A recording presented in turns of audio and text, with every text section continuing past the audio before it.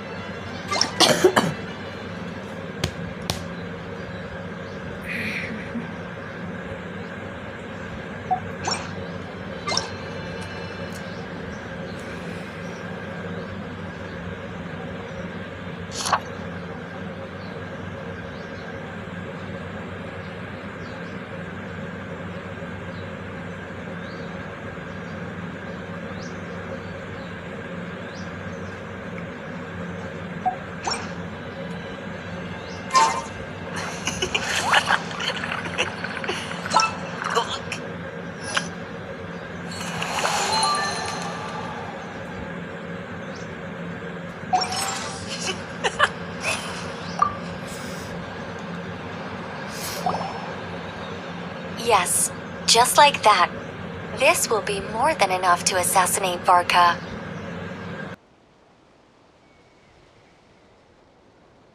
I'm going to assassinate Varka.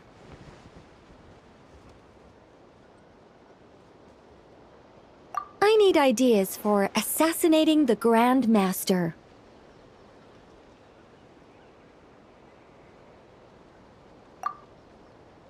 I went over this with Alice a long while ago.